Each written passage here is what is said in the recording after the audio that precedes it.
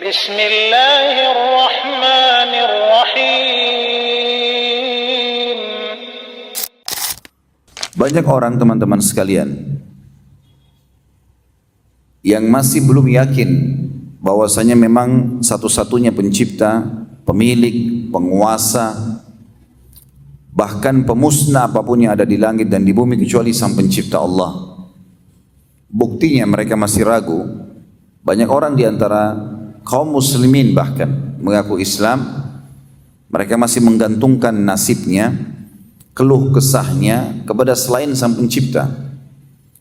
Selalu sibuk pada saat sakit, tidak pernah mengucapkan ya Allah sembuhkanlah aku, tapi sibuk dari dokter ini ke dokter itu, obat ini dan obat itu, sehingga akhirnya masuk dalam sabda Nabi SAW, dan Allah berfirman dalam hadis ini, hadis qudsi, hai anak Adam, kalau engkau yakin dengan kerajaanku maka engkau tidak butuh dengan raja siapapun dari manusia.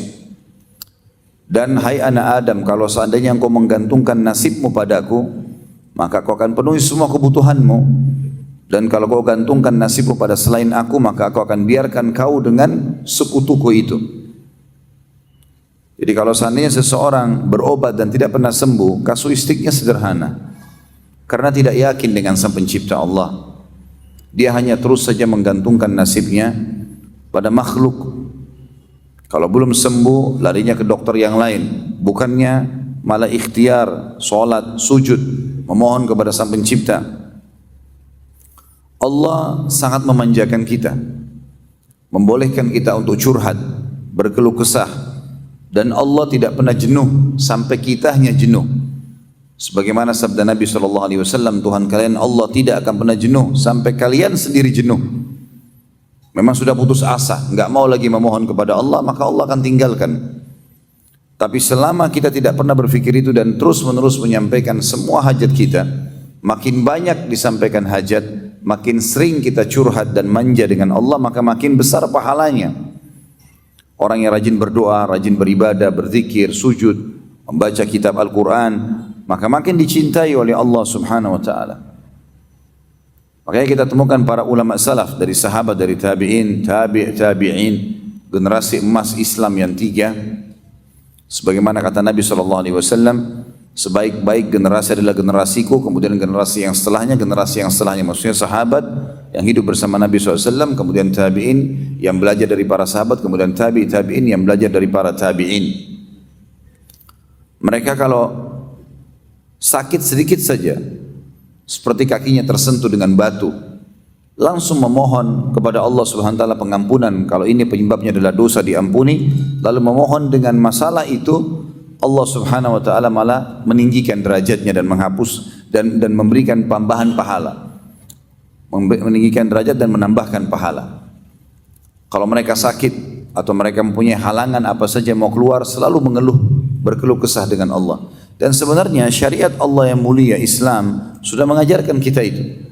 Mau pakai baju berdoa, mau buka baju berdoa, mau masuk kamar mandi berdoa, mau keluar kamar mandi berdoa, mau tidur, bangun tidur, mau makan, habis makan, sampai mau berhubungan biologis pun sama.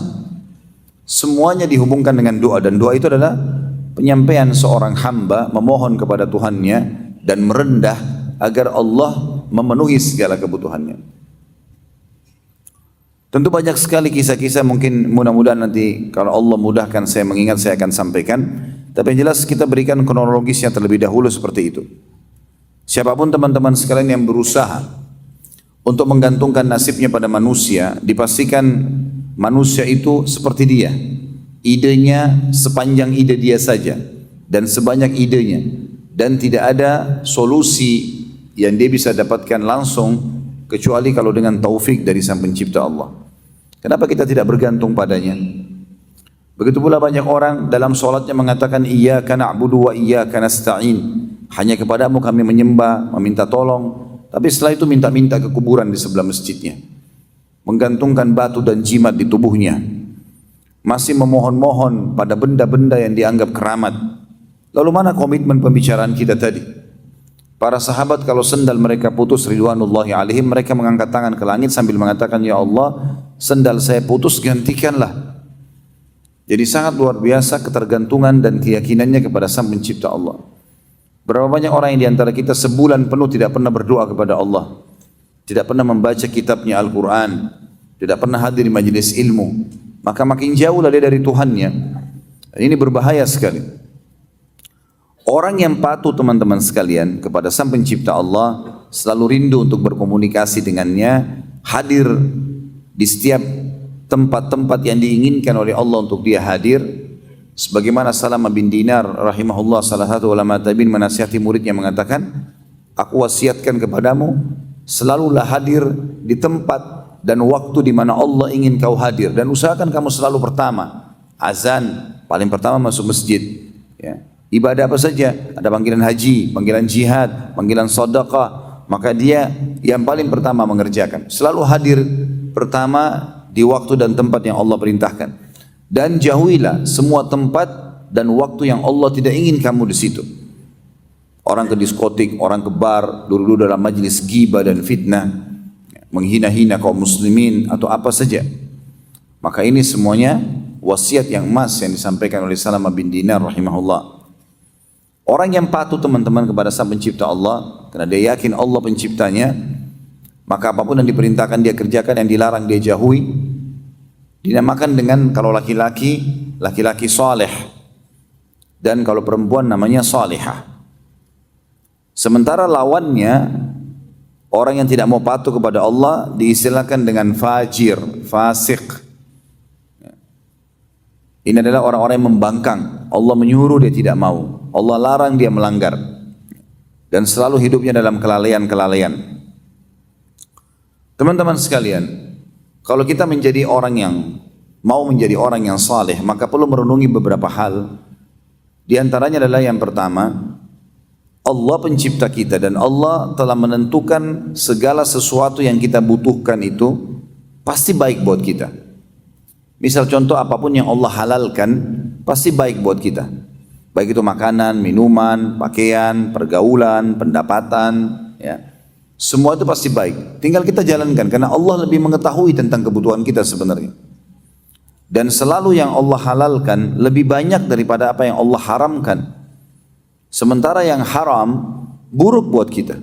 Makanannya, minumannya, pakaiannya, pergaulannya, pendapatannya pasti buruk. Dan juga itemnya sedikit. Misal kita ambil contoh, pada saat Allah mengharamkan khamar, minuman keras, Allah membuat leher kita merasakan dahaga, dan Allah tahu kalau kita butuh untuk minum, tapi Allah letakkan pengharaman khamar, misalnya minuman ini tidak boleh. Allah gantikan dengan susu, madu, sirup, air putih, banyak gantinya. Kita dilarang makan babi, Allah ganti dengan sapi, kambing, ayam, ikan, semua hewan di air, ya. Pada saat Allah larang kita bergaul bebas dan memberikan kita syahwat, Allah ganti zina yang memang dilampiaskan dengan tanpa mengikuti hukum Allah dengan nikah. Dan Allah mudahkan semudah-mudahnya dan seterusnya. Teman-teman sekalian, banyak sekali dalil-dalil yang membuktikan kepada kita dari Al-Quran. Allah menceritakan tentang perbedaan antara orang yang bertakwa, orang yang saleh dan salihah, dengan orang yang fajir dan fasik. Beda, Allah akan siapkan fasilitas yang sangat berbeda bagi dunia maupun di akhirat.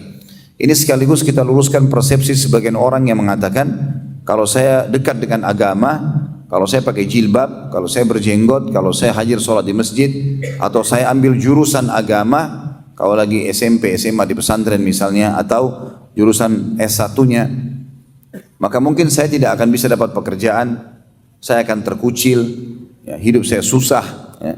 Ini semua persepsi syaitan, tidak benar.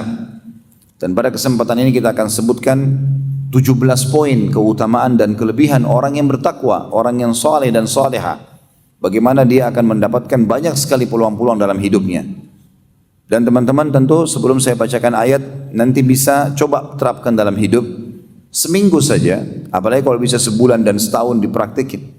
Coba dalam seminggu itu semua keran-keran pintu kemaksiatan yang bisa mengajak kita pada pelanggaran agama ditutup, dan semua pintu-pintu yang mengajak kita pada taat kepada Allah dibuka. Misal Mata kita, telinga kita, mulut kita, tangan, kemaluan, kaki, semuanya dijaga. Setiap hari kita kontrol dari pagi sampai malam. Dari ibadah apa lagi nih? Ibadah apa lagi terus begitu. Rasakan selama seminggu non-stop. Contoh yang paling tepat kemarin Ramadan misalnya. Kalau ada di antara kita yang hadir di sini memaksimalkan Ramadannya kemarin, siang hari puasa, malam hari ibadah, tidak ada waktu untuk membuang-buang waktu itu di kantor pun pada saat kita lagi istirahat karena tidak ada waktu untuk makan siang. Lagi puasa maka duduk baca Al-Quran atau dengarkan pengajian. Pulang sebentar mandi sudah ada tarawih malamnya, istirahat sebentar sudah ada sahur, sibuk dengan ibadah. Maka itu ada kenikmatan yang luar biasa sebenarnya sedang dirasakan. Dan kenikmatan itu hanya dirasakan bagi orang-orang yang ikhlas tentunya. Sebagaimana juga orang kalau melakukan maksiat dia mungkin akan merasakan kenikmatan dalam maksiatnya. Tetapi selalu efeknya ketentraman jiwa akan datang kepada orang yang beribadah dan ya, kesempitan dada bagi orang-orang yang berbuat maksiat. Itu sudah dipaparkan oleh Allah panjang lebar dalam ayat-ayat Al-Quran. Di antaranya dalam surah Shad, surah nomor 38 ayat 28. Surah nomor 38 ayat 28 yang bunyinya a'udzubillahi minasyaitonirrajim am naj'alul ladzina amanu wa amilus solihati kal mufsidina fil ard am naj'alul muttaqina kal fujjar. Bagaimana bisa kata Allah kami menyamakan dari sisi fasilitas nikmat-nikmat yang melimpah diberikan antara orang-orang yang beriman dan beramal saleh dengan orang-orang yang membuat kerusakan di muka bumi bermaksiat ya. Dan bagaimana bisa kami menjadikan orang-orang yang patuh dan orang yang durhaka? Tidak mungkin sama. Mustahil. Kita lihat kehidupan Nabi SAW dengan kehidupan orang-orang yang bertolak belakang dengan beliau di zamannya. Nabi SAW bahagia dalam rumah tangganya, bisa menjadi ayah yang terbaik, suami yang terbaik, pemimpin yang terbaik, pedagang yang terbaik, semuanya kebahagiaan hidupnya. Kalaupun ada masalah sedang dihadapi, bisa mendapatkan solusi yang terbaik. Bedakan dengan lawan-lawannya seperti Abu Jahal, Abu Lahab. Mereka kaya raya waktu di Mekah. Tapi bagaimana kehidupannya? Abu Lahab mati dalam kondisi seluruh tubuhnya membengkak, membusuk, sampai anak-anaknya tidak ada yang mau menguburkan. Cuma dilemparin dengan batu dalam kamar tidurnya, kemudian ditinggalkan karena busuknya. Abu Jahal mati di perang Badar dalam kondisi mengenaskan. Kemudian juga Umayyah bin Khalaf juga begitu. Orang-orang yang kaya raya di Mekah yang tadinya menganggap remeh Nabi SAW waktu di Mekah. Karena mereka kaya raya, mereka pemimpin kaum. Maka mereka akan mengatakan, Muhammad kenapa kau yang ditunjuk? Kenapa bukan orang-orang kaya di antara kami? Kami lebih kaya daripada kamu.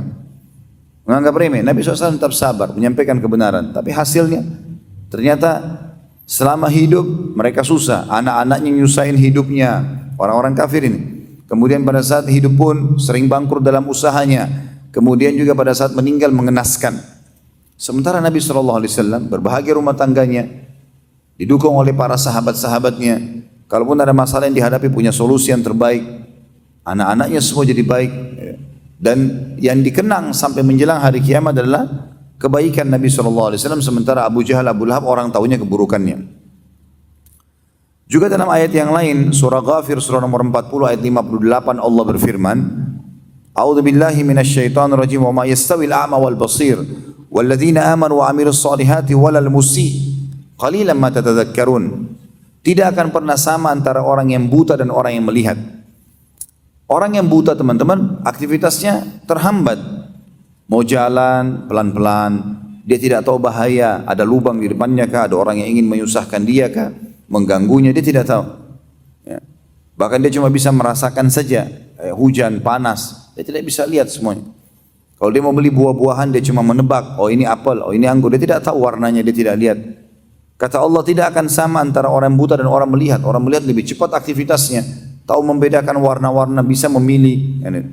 Kata Allah, demikian pula tidak akan sama antara orang yang beriman dan beramal saleh dengan orang yang durhaka atau maksiat. Tapi sayang, sangat sedikit kalian memikirkan masalah itu. Kemudian juga dalam surah Al-Jathiyah, surah nomor 45 ayat 21, Allah juga mengingatkan, kita belum masuk ke inti bahasannya, 17 poin yang akan didapatkan oleh orang yang saleh dan salehah. Tapi kita masih masuk di perbedaan antara orang yang patuh dan orang yang durhaka. Surah Al-Jathiyah surah nomor 45 ayat 21 Allah juga berfirman, A'udzubillahi minasyaitonir rajim. Am hasibal ladzina ijtara'us sayyiati an naj'alahum kal ladzina amanu wa 'amilus shalihat sawa'an mahyahum wa mamatuhum sa'a ma yahkumun. Apakah orang-orang yang berbuat dosa dan durhaka kepada Allah akan kami samakan mereka dengan orang-orang yang beriman dan beramal saleh, baik selama hidupnya ataupun pada saat dia mati? Sungguh buruk apa yang mereka nilai itu. Tidak akan pernah sama, teman-teman sekalian. Orang yang melakukan ibadah-ibadah dalam ketentraman jiwa dan fasilitas dengan orang-orang yang berbuat kerusakan. Dan antum harus adil, teman-teman sekalian. Banyak orang di antara kita tidak adil. Tidak adilnya maksudnya, mereka pada saat mau menilai, misal keadaan dia yang ekonominya pas-pasan, dia mempertemukan dengan orang kafir di sebelah rumahnya yang mobilnya Mercy. Ini tidak adil namanya. Kalau antum mau lihat bagaimana luar biasa fasilitas Allah pada diri kita, maka lihat orang yang sepadan dengan kita. Lihat orang kafir juga yang susah hidupnya seperti kita. Kita akan temukan nanti perbedaannya. Sebagaimana kita pertemukan antara kafir yang kaya dengan muslim yang kaya. Beda sekali fasilitasnya. Beda sekali. Dari ketentraman jiwa, dari kebahagiaan. Itu banyak sekali contoh-contoh dalam masalah-masalah seperti ini. Ya. Jadi nggak boleh kita pertemukan keadaan kita dengan orang yang tidak sepadan dengan kita. Tidak adil namanya, gitu kan? Tidak adil. Kemudian juga dalam ayat Al-Quran yang lain, Allah SWT berfirman dalam surah Al-Ankabut, surah nomor 29 ayat 3, dan ayat ini sangat tegas menekankan kalau siapapun yang melakukan perbuatan-perbuatan pelanggaran akan susah hidupnya, dan juga Allah Subhanahu wa taala akan menghukum, tidak akan luput dari siksaan Allah. Ini banyak sekali pengalaman-pengalaman saya pribadi bertemu dengan beberapa orang, teman-teman. Saya pernah di Singapura keliling naik mobil, mutar ingin melihat Singapura itu. Mungkin dalam 1 jam, supirnya orang non-muslim. Saya lihat penampilan orang ini, mungkin kalau di Indonesia sudah orang kaya raya nih. Tapi sepanjang jalan dia ngobrol sama saya, semuanya keluhan. Anaknya sakit, anaknya nakal, istrinya masalah, kadang-kadang kekurangan makan dan seterusnya. Sepanjang jalan dia mengeluh, berkeluh kesah. Jadi keliru kalau kita anggap orang kafir itu tidak ada keluh kesahnya, keliru. Saya pernah bertemu dengan satu orang non-muslim, turunan Chinese di Jakarta sini. Orang kaya raya, hartanya melimpah miliaran, banyak sekali. Kebetulan dia bersahabat dengan satu orang dari Lombok. Orang ini kebetulan pernah jadi jemaah umroh saya. Sering konsultasi, dia lagi datang ke Jakarta. Kalau dia ambil produk, dia ambil dari orang non-muslim ini. Datang ke restoran saya, waktu itu masih di Kalibata. Duduk ngobrol, biasanya ini, Allah yarham, sudah meninggal. Mungkin 2 tahun lalu meninggal saudara muslim kita ini. Dia datang kemudian dia ngobrol sama saya. Ditemani oleh orang non-muslim ini, duduk di sebelah satu meja. Sepanjang duduk, semuanya pertanyaan masalah agama. Hukumnya ini bagaimana Ustaz, transaksi jual beli begini, hukum ini, hukum itu, segala macam. Rupanya non-muslim ini dengar. Si muslim ini bertanya dari masalah rumah tangganya, masalah pekerjaannya, masalah sosialnya, masalah segala macam. Dia bertanya, dan semua saya jawab. Ternyata dia tertarik, dan dia bilang, Pak Ustaz, saya juga bisa bertanya enggak? Orang itu beragama Katolik. Saya bilang, tapi saya menjawab dengan agama Islam. Dia bilang, enggak masalah. Karena apa tadi yang dijelaskan kepada saudara ini, teman saya ini, itu semua saya juga hadapi. Saya juga punya masalah di rumah tangga. Lalu mulai dia cerita, ribut dengan istrinya hampir tiap hari. Kadang-kadang dia kalau pusing dia larinya ke mabuk-mabukan. Akhirnya dia mukul orang, mukul anaknya.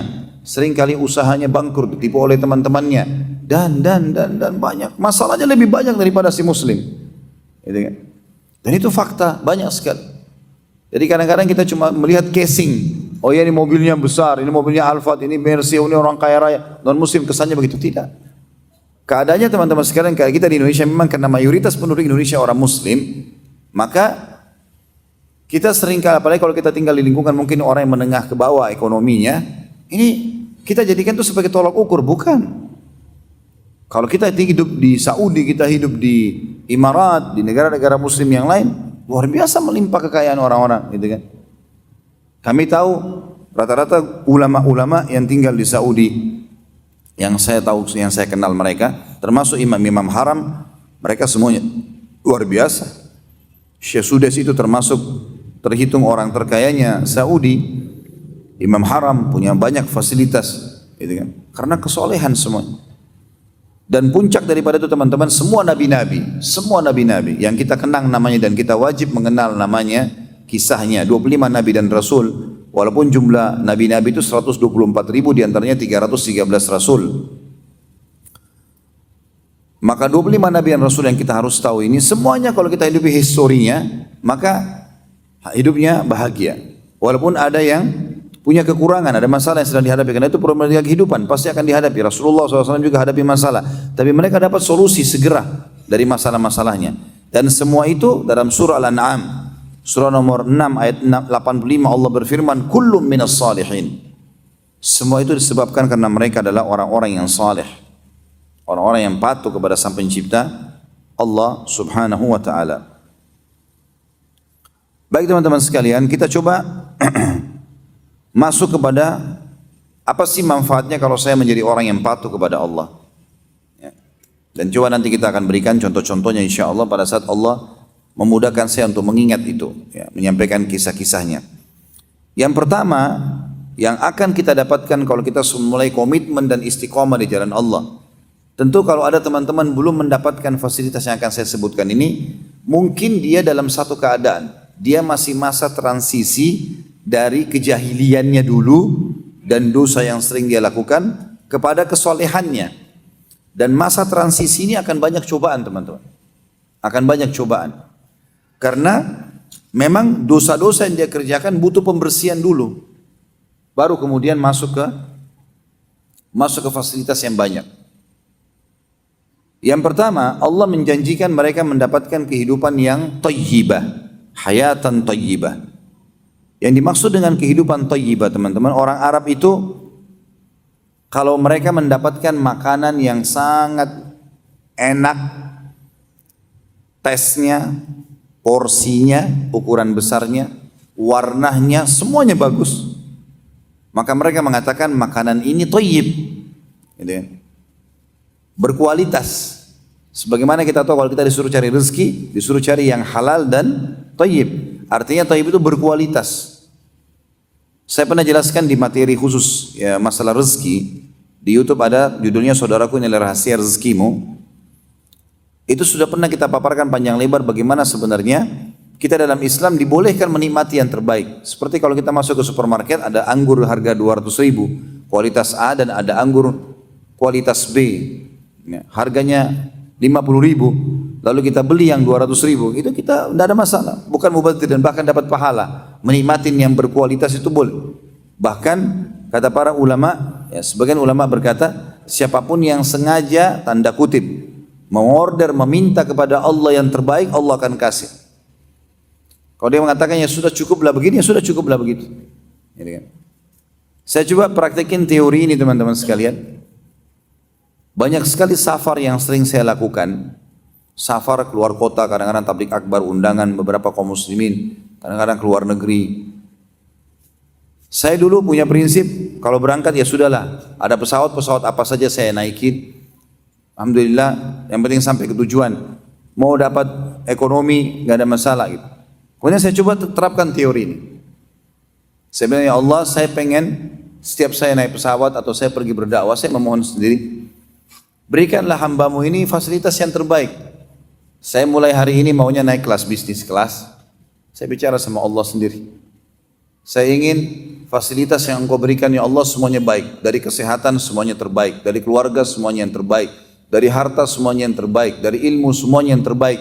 Saya selalu mohon kepada Allah. Subhanallah, semenjak waktu itu, mungkin ini kurang lebih kejadian sudah 4 tahun. Ya. Saya semenjak itu tidak pernah naik ekonomi kelas. Kadang-kadang walaupun uang saya pas-pasan, saya diizinkan dengan Allah SWT bisa berhasil beli dan saya naik. Alhamdulillah, tidak pernah merasakan penyakit. Alhamdulillah dalam rumah tangga, saya merasa kebahagiaan dan ketentraman. Dalam pekerjaan, Alhamdulillah Allah juga lapangkan. Jadi ternyata bagaimana seseorang di antara kita itu memang tinggal mengorder, tanda kutip, mohon kepada Allah. Minta yang terbaik. Kalau kita mengatakan, ya sudahlah, saya cukup dengan begini, ya sudah Allah cukupkan dengan itu. Kita boleh tamak dengan rahmat Allah.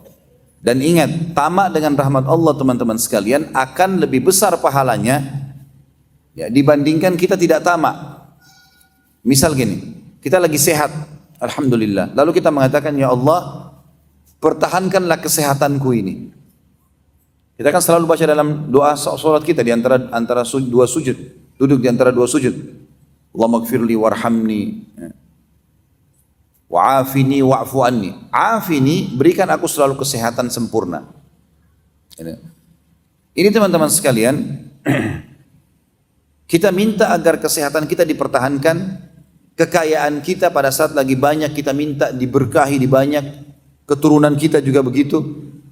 Kita minta agar nikmat itu dipertahankan, jauh lebih besar pahalanya dibandingkan nanti sudah sakit minta disembuhkan, atau sudah bangkrut baru minta jalan keluar. Dua-duanya boleh. Tapi tamak dengan rahmat Allah ini dianjurkan. Dan Allah menjanjikan kita sebagai orang yang beriman asal kita soleh dan solehah, kehidupanmu akan thayyibah. Jalankan saja, nikmati yang halal, kerjakan perintah, tinggalkan yang dilarang, maka akan thayyibah. Allah sebutkan di dalam surah An-Nahl, dalam fasilitas yang pertama ini, kita akan mendapatkan kehidupan yang thayyibah, artinya kehidupan yang sempurna dan berkualitas. Dalam surah An-Nahl, surah nomor 16, ayatnya 97. Ayatnya 97 yang bunyinya, A'udzubillahi minasyaitonirrajim, man 'amila salihan min dzakarin aw untha wa huwa mu'minun falanuhyiyannahu hayatan thayyibah wa lanajziyannahum ajrahum bi ahsani ma kanu ya'malun. Siapapun yang beramal saleh dari laki-laki dan perempuan sementara dia beriman, maka pasti kami akan jadikan hidupnya kehidupan yang sempurna, thayyibah, semuanya dipenuhi. Dan pasti kami akan balas syukur dia, nikmat yang sedang kami berikan kepada dia dengan pahala juga yang besar. Jadi fasilitasnya sangat luar biasa. Semuanya akan dipenuhi oleh Allah Subhanahu wa taala. Sekali lagi, kalau ada di antara antum yang mengatakan, Ustaz, saya sudah coba hijrah setahun, 2 tahun, berapa bulan gitu kan, tapi saya belum mendapatkan perbaikan keadaan, belum dapat pekerjaan, belum dapat jodoh menikah, belum. Maka saya bilang ini masa transisi. Coba muhasabah, berapa tahun dulu antum lalai? Dan berapa tahun sekarang atau berapa bulan kita masa tobat, gitu kan? Ada masa transisi. Nabi Ayyub alaihissalam itu kena penyakit, dapat nikmat 20 tahun, tidak sakit nggak apa. 20 tahun kemudian dicoba sama Allah dengan penyakit kusta. Itu berjalan 18 tahun beliau sama sekali nggak mengeluh kesah. Istrinya bilang, wahai Nabi Allah, kenapa anda tidak minta sama Allah supaya dihilangkan penyakit ini dan anda bisa berdakwah? Karena selama 20 tahun pertama anak laki-lakinya 12 orang, badannya sehat. Nabi Ayyub alaihissalam termasuk salah satu nabi yang dikenang punya kerajaan, walaupun tidak ya terkenal seperti terkenalnya Sulaiman alaihissalam, tapi Nabi Ayyub juga raja di kaumnya, ya. Gagah, istrinya cantik, keturunannya 12 kaya raya, 20 tahun. Hari pertama tahun 21 Allah coba. Hari pertama kena penyakit kusta, menular, semua kaumnya tinggalkan. Hari kedua 12 anaknya laki-laki semuanya mati. Tanpa sebab, maksudnya di sini tanpa sebab adalah bukan karena penyakit. Mereka lagi duduk makan, lalu atap rumahnya rubuh, mati 12-12-nya. Hari kedua hilang semua anaknya. Hari ketiga, perkebunan, peternakan Nabi Ayyub alaihissalam khusus punya beliau saja, punya yang lain tidak. Masyarakatnya tidak. Dikena hama, hancur semua, badai, habis. Dalam 3 hari habis semua. Nabi Ayyub alaihissalam tidak pernah berkeluh kesah. Beliau menganggap ini adalah proses. Sampai 18 tahun tidak pernah berkeluh kesah. Tidak ada satupun orang yang mendekati yang tinggal sama dia, cuma istrinya saja. Sudah 18 tahun, kata istrinya, wahai Nabiullah, kenapa anda tidak mohon sama Allah? Enggak usah minta harta, enggak usah minta keturunan. Minta agar anda sehat saja, supaya bisa berdakwah lagi. Saya siap sabar. Nabi Ayyub bilang sama istrinya, berapa tahun dulu kita merasakan nikmat? Kata istrinya 20 tahun. Kata Nabi Ayyub alaihissalam, berapa lama sekarang kita diuji? Kata istrinya 18 tahun. Kata Nabi Ayyub, saya masih malu minta sama Allah. Beliau tunggu sampai 20 tahun, lalu beliau mengucapkan kalimat yang santun sekali. Dalam Al-Quran diceritakan, A'udzubillahi minasyaitonirrajim, Rabbi anni massani yadhur wa anta arhamur rahimin. Wahai Tuhanku, aku telah ditimpa penyakit dan engkau zat yang maha penyayang.